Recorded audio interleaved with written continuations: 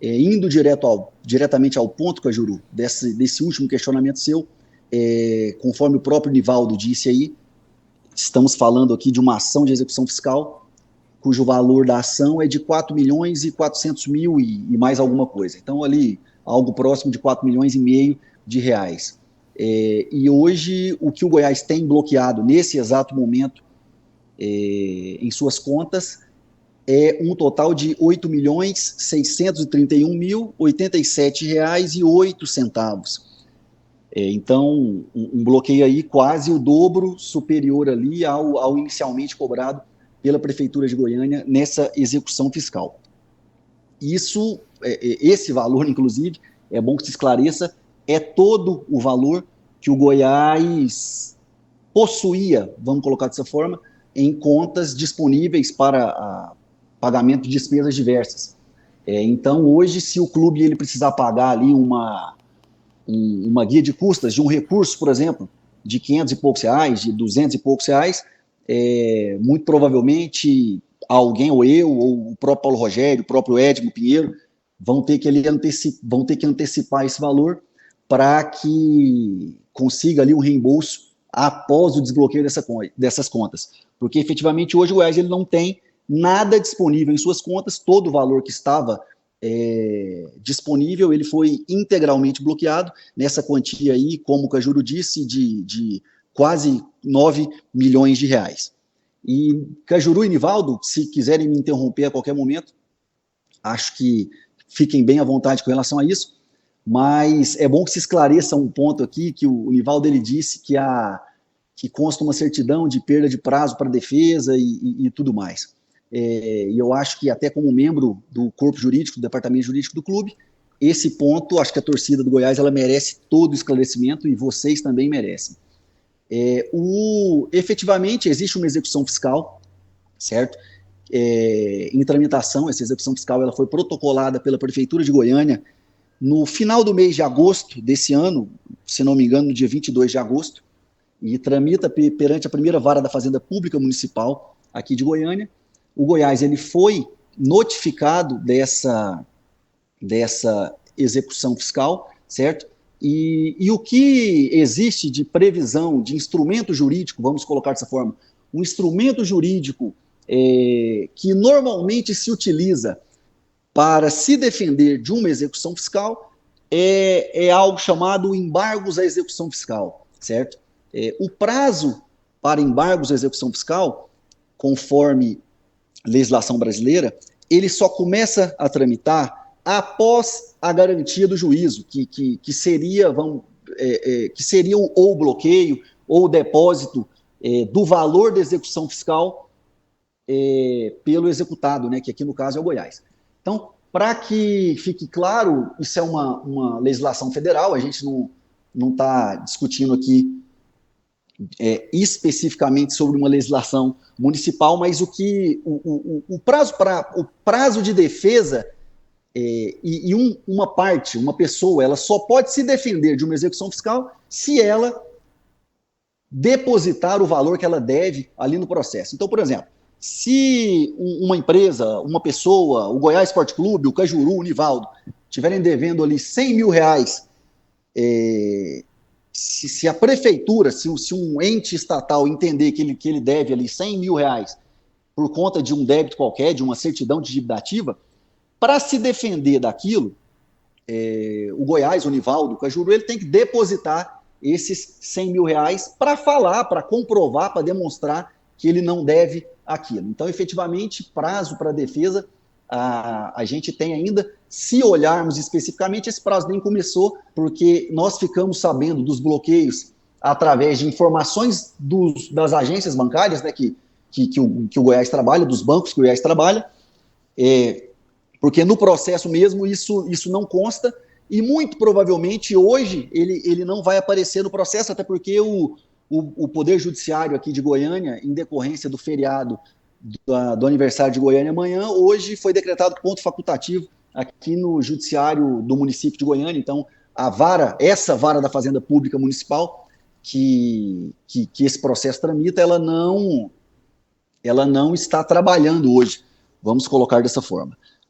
Só que é importante que a gente esclareça também que esse embargo de execução fiscal, que é o que usualmente se utiliza como defesa, a própria jurisprudência, os próprios tribunais, eles entendem ali que existem outros instrumentos, certo? Que o clube, que o executado, no caso, ele pode apresentar em casos muito, muito específicos, certo? E um desses casos específicos em razão de uma nulidade da certidão de dívida ativa, que é o que embasa a execução fiscal. Então, se tiver ali algo, vamos colocar assim, gritante, de uma nulidade gritante, extremamente aparente, em uma certidão de dívida ativa, isso pode ser alegado no processo através de um instrumento processual que a doutrina brasileira e a jurisprudência aceita, que é chamado de exceção de pré-executividade, certo? E para apresentar a exceção de pré-executividade, não precisa ali da garantia do juiz do depósito do valor total do débito. Então, recebendo essa notificação, o clube, ele entendeu ali que não nós entendemos que não devemos, né? Isso, eu acho que já essa discussão aqui no estado de Goiás, em Goiânia principalmente, ela está latente nos últimos tempos, da questão de débitos tributários, tanto com relação ao ISS, quanto com relação ao IPTU. Tanto o Goiás quanto os outros clubes, eles entendem que esses débitos não existem. E a gente não é que a gente simplesmente acordou um dia e falou que não devia isso. Tem toda uma fundamentação jurídica, certo? Um embasamento jurídico que nos respalda para ter esse entendimento efetivamente de que esses débitos não existem, tá?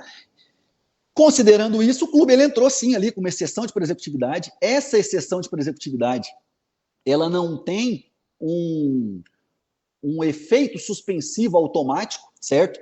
Mas tem ali, de acordo com os nossos fundamentos, um pedido de efeito suspensivo que ainda não foi analisado pelo juiz do processo, certo? Que no nosso entendimento ali, por não ter analisado ainda esse pedido de efeito suspensivo, culminou aí com esse bloqueio de quase 9 milhões de reais de um débito próximo de 4 milhões e meio. Então tem essa exceção de pré-executividade no processo. Nós temos aí esse instrumento que poderemos utilizar ainda, que é o embargo de execução. E além de tudo isso, Cajuru e Nivaldo, o que embasou essa execução fiscal foi uma certidão de dívida ativa. Certidão de dívida ativa, falando no bom português, para que todos possam entender, é um documento emitido aqui no caso, pelo ente público, que é a Prefeitura de Goiânia, que constata a existência de um determinado débito, certo? Então, ele fala, existe essa certidão de dívida ativa aqui, no valor tal, e encaminha isso para a Procuradoria, para os advogados do município, e eles entram com essa execução. Essa certidão de dívida ativa, como muito bem disse o Nivaldo, ela referente aos anos 2020 e 2021, certo?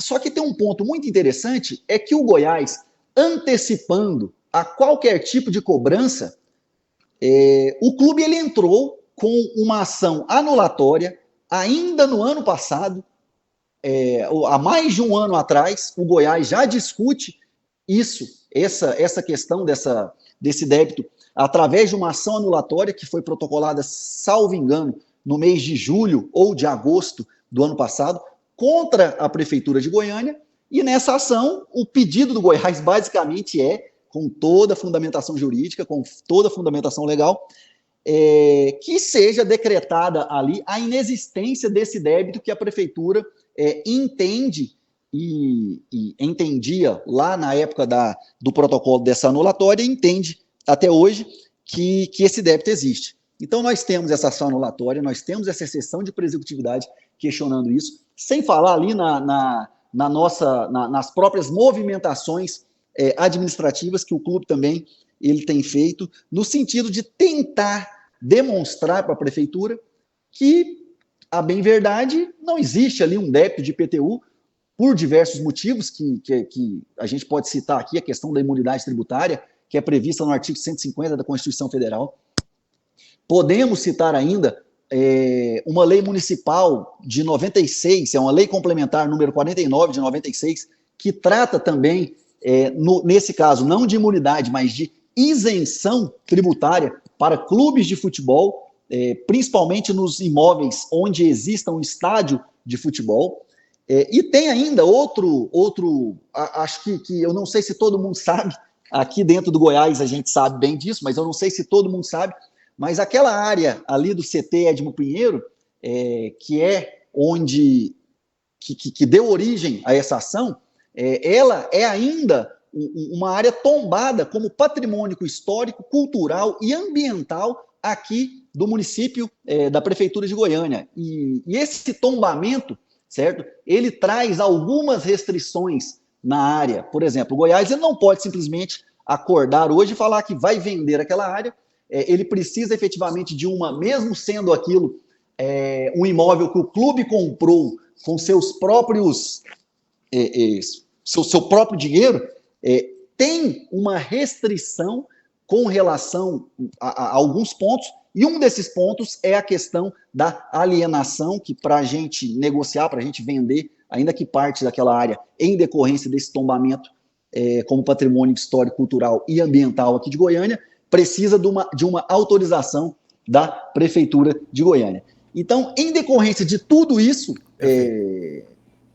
o clube efetivamente entende que esse débito de IPTU não existe, certo? Isso está juridicamente demonstrado, tanto nessa ação anulatória, quanto nessa exceção de presecutividade, que é esse instrumento processual que a gente já citou aqui e que consta nesse processo.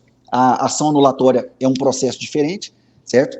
E mesmo assim, nós fomos surpreendidos aqui hoje com esse bloqueio de um valor quase o dobro do que, pensando da forma mais negativa possível, se o Goiás devesse esse valor, nós temos bloqueados hoje na conta quase o dobro do valor que a Prefeitura entende que o clube deve. Então, é basicamente isso. Bom, vamos lá. Aqui em Brasília, rigorosamente, 12h32, ao vivo, a Hora do Cajuru, pela Band News FM 90,7, uma audiência que ninguém discute. Daqui a pouco, os debates esportivos, os mais explosivos, independentes, corajosos e talentosos do rádio, com as feras do esporte. Naturalmente, com prazer, deixarei a última pergunta para ser feita pelo Nivaldo Carvalho, nosso amigo e chefe do estúdio da Band News em Goiânia. Eu aqui em Brasília tenho que ir para o hospital, o DFI Star /DOR, para iniciar. E fique tranquilo, viu? O plano de saúde é meu, eu que pago, não é dinheiro seu, não. Embora seja uma cirurgia estética, né? Porque você sabe que teve um deputado federal que colocou ouro no dente. O Jornal Nacional que denunciou aquele Marco Feliciano, pastor evangélico, ele colocou ouro no dente, ou seja, uma coisa estética, e pagou R$156 mil, e no outro dia ele pediu reembolso à Câmara Federal, e a Câmara reembolsou, colocou o dinheiro na conta dele. O Jornal Nacional fez a matéria, foi descobrir, foi aqui em Valparaíso, no entorno. Sabe quanto que na verdade foi a cirurgia? Ou seja, botar o ouro no dente? R$25 mil. Ele pediu R$156 mil. Então, só para deixar claro que a minha cirurgia é por minha conta, porque eu que pago o meu plano de saúde do meu bolso e não do Senado, embora eu tenha direito a plano de saúde vitalício e também aposentadoria vitalício. E fui o único parlamentar goiano que recusou, nessa legislatura, essas duas mordomias estúpidas e criminosas. Bem, doutor João Vicente, a sua explicação jurídica foi insofismavelmente exímia. Eu não vou discuti-la, entendi tudo. Eu só quero fazer uma observação antes da última pergunta do Nivaldo, porque depois das nossas mensagens e acabarmos esta entrevista agora, ao vivo, com o advogado do Goiás Esporte Clube, o doutor João Vicente, eficiente como é, ainda mais sendo filho do doutor João Bosco, ele vai falar sobre os resultados. Temos apenas um do final de semana, o empate do Goiás com o Cuiabá, e a semana de Vila Nova e Atlético no próximo sábado no Onésio Brasileiro Alvarenga. E eu terei que deixá-lo. Amanhã eu falo sobre futebol, sobre os 3 times, com mais calma, terei alta do hospital amanhã cedo. Eu só quero recolocar aqui, ou talvez colocar agora com mais ênfase. O que eu, doutor Vicente, não aceito, porque eu sei mais do que o senhor esse assunto, juridicamente eu não vou discutir com o senhor sabe 1 bilhão de vezes ou 1 trilhão de vezes mais do que eu. Agora, assunto político, o senhor não sabe nada perante a mim. Vamos ser sinceros aqui. Por que que a Prefeitura Municipal de Goiânia não faz o mesmo com políticos, com vereadores, com deputados, com senadores, quando estes que também não pagam o IPTU? No caso do Goiás é mais grave, porque o senhor comprovou aqui que é uma cobrança indevida. Eu estou falando aqui de cobranças que são corretas, que são embasadas. O que que a prefeitura faz quando é com políticos? Ela faz acordo. E eles não pagam. Aí vem a troca do quê? Do toma lá da cá, do voto, do dinheiro em campanha. Do dinheiro que eu falo é caixa 2, é para bancar a campanha eleitoral. E também com as grandes empresas. Porque o desafio aqui, as grandes empresas goianas que bancam campanhas eleitorais de prefeitos e de vereadores, elas pagam IPTU? Uma ova, para não dizer uma merda. Não pagam. E a prefeitura não bloqueia bens deles. É isso que eu quero dizer. A prefeitura não bloqueia bens de políticos que devem IPTU de fato, e não como Goiás indevidamente, e das grandes empresas, dos empresários, que nós sabemos quais são em Goiás, que vivem de campanhas eleitorais. Gastam uma fortuna e tem algo em troca, porque nada é de graça. Em troca é o quê? É pagamento de impostos. E o IPTU está entre eles. Então é isso que eu não consigo entender, não aceito, é minha opinião própria, ninguém manda na minha opinião, ninguém compra a minha opinião. Eu que gosto do prefeito Rogério Cruz, ele sabe disso, ele que está sendo correto comigo, já está iniciando o pagamento dos equipamentos do Instituto de Doenças Raras, o primeiro do Brasil lá no setor Jaó, e vai completar, até porque o dinheiro já está na conta dele há mais de um ano, que eu mandei, como senador da República, não tenho dúvida que ele vai cumprir isso. Agora, aqui eu sou independente, faço a minha colocação do jeito que eu quiser. Então, Nivaldo, fique você, querido, com a última pergunta ao advogado do Goiás Esporte Clube e ao doutor João Vicente, e depois das nossas mensagens que recomendamos seus produtos sem nenhuma reserva às nossas próprias famílias, você fará um resumo dos nossos 3 times nesta semana do Campeonato Brasileiro. Na Série A temos ainda mais 10 rodadas, 2 times na Série A já estão para mim rebaixados, portanto temos aí 2 vagas, mesmo o Santos tomado uma goleada ontem histórica, o Santos ainda tem chance, para mim psicologicamente não tem, para mim o Santos morreu ontem. E aí, no caso, no meu modo de ver, só fica uma vaga no rebaixamento, com o Corinthians disputando, com o Bahia, quem mais? Tem mais time aí, além do Goiás. Enfim, tem mais times que estão no pau a pau aí para quem será aquele felizardo a sair do rebaixamento para a Série B do Campeonato Brasileiro. Meu amigo, meu chefe, fica à vontade aí, toca o barco, eu vou lá para o hospital com Deus e com saúde, assim como seu pai foi e já está em casa. Perfeito, Cajuru, muito obrigado e sucesso aí na sua cirurgia. O doutor João Vicente, eu gostaria de fazer 2 perguntas em uma. Primeiro, eu vi aqui no... Você está falando comigo, Moisés? Tem 2 situações que eu gostaria de abordar contigo nessa certidão.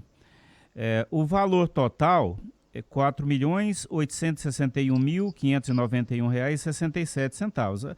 É claro que aqui tem valor da guia de custos judiciais e tem honorários, né? O débito principal é 4 milhões, são 4.403.000 e alguma coisa. O senhor falou que o bloqueio compreende um valor acima de 8 milhões. Primeiro ponto. Por que disso? E outra coisa, se esse assunto, ele se enquadra naquele mesmo assunto que nós discutimos recentemente de um bloqueio para o Goiás, de uma multa em cima do Goiás, numa cobrança, aliás, mais específico, de cerca de 40 milhões de reais, se apenas são áreas diferentes dessa cobrança. Essa é do CT, essa de hoje, do CT, e aquela anterior ali da área onde estão a sede e o estádio da Serrinha, enfim, aquela área ali. Então, essas duas perguntas. Por que desse valor que não é de acordo com o que está sendo aqui nessa notificação, né? E se refere também a casos de IPTU, mas que refere-se a áreas diferentes. Nivaldo, sendo diretamente ao ponto aqui, vamos lá. Com relação a esse valor de 40 milhões aí que você citou, na verdade, esses 40 milhões seriam somando as duas áreas do Goiás, que seria ali onde tem o estádio L. Pinheiro e o CT Edmo Pinheiro, somando tudo e todos os anos, certo? A prefeitura aí, ela entende que existem débitos anteriores a 2020, certo? Então, se somar tudo que a prefeitura entende que Goiás deve, vai chegar aí provavelmente a algo próximo desses 40 milhões, tá? Com relação a IPTU. Então, acho que esse ponto está esclarecido. Agora, com relação ao bloqueio superior ao valor do débito, isso, Nivaldo, é algo, na minha humilde opinião, é um erro, vamos colocar dessa forma, do sistema utilizado pelo Tribunal de Justiça aqui do Estado de Goiás, não só do Estado de Goiás, de outros estados também. Hoje se utiliza uma ferramenta que eles chamam de Cenops, que é o que a gente conhece como penhora online de contas, certo? Acho que todo mundo, ou pelo menos a maioria das pessoas, já ouviram falar nessa questão da penhora online.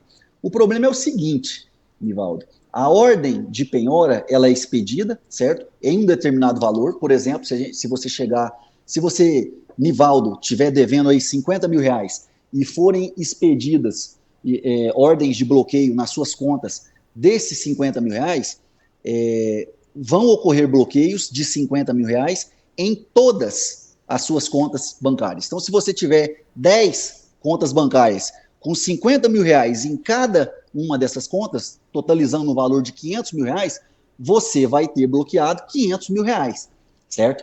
De um débito de 50 mil reais. Isso é um erro, o sistema do que o Tribunal de Justiça utiliza para fazer esse tipo de penhora, esse tipo de pesquisa em contas bancárias. Ele tem esse vício, esse erro, certo? Acho que todo mundo que atua, tanto do lado de cá, vamos colocar assim, como advogado, quanto do lado de lá, que são os juízes, os serventuários e tudo mais, desembargadores e por aí vai, eu penso que todo mundo sabe que efetivamente esse problema, esse erro existe, mas ele existe já há um tempo, certo? E vem causando ali prejuízos e transtornos para pessoas de todas as classes sociais e de todo o poder aquisitivo, seja pessoas físicas, seja pessoas jurídicas do tamanho do Goiás, certo?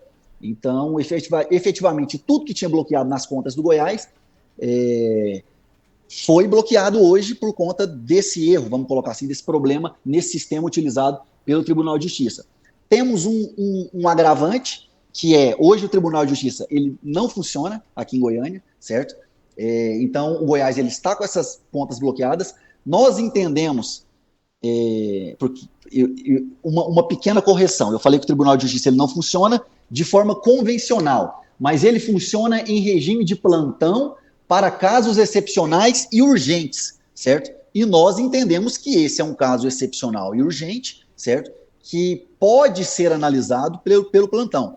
O plantão ele é utilizado, por exemplo, em caso de risco de vida e coisas do tipo. Esse caso aqui do Goiás, de um bloqueio mais que o dobro e de uma quantia extremamente vultosa, no nosso entendimento, ele se enquadra ali numa urgência que pode e que deve ser analisado pelo plantão judiciário. Então, a nossa expectativa é que a gente consiga, no mínimo, o desbloqueio parcial, que seria desse valor excedente, certo? Além dos 4,5 milhões, o que bloqueou de forma excedente, a nossa expectativa é que seja desbloqueado hoje ainda. Agora, se não for desbloqueado, sinceramente, o clube, hoje é um dia útil, certo?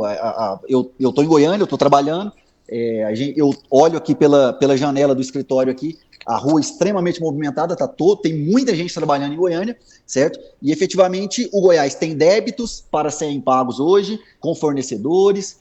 Hoje é dia 23 de outubro, já estamos aí nos aproximando do final do mês, que vem mais uma imensidão de outros débitos do clube, que a gente pode citar ali principalmente a folha de pagamento, que tem que ser paga daqui praticamente 10 dias, no início do mês de novembro. Então, efetivamente, o clube ele não pode ficar com esse valor bloqueado nas contas, e já estamos aqui correndo atrás, tentando tomar todas as medidas judiciais cabíveis para ter esse desbloqueio o mais rápido possível.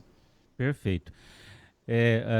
Como o senhor disse, aquele débito anterior, aquela perlenga anterior, refere-se a ISS, né? E nesse caso aqui é o IPTU. Só para terminar, doutor João Vicente, se o Goiás não lograr êxito nisso aí, é lógico que deveria ser feita essa pergunta para o presidente, Paulo Rogério, mas o senhor nesse momento é o Goiás aqui, está representando o Goiás. E aí, o que pode acontecer? O Edminho, o Paulo Rogério ou qualquer outra pessoa, eles podem fazer uma alocação de recursos para resolver esses problemas imediatos, ou isso é vedado pela legislação desportiva? Nivaldo, não tem essa vedação, mas eu não acredito que isso vá acontecer. Tá?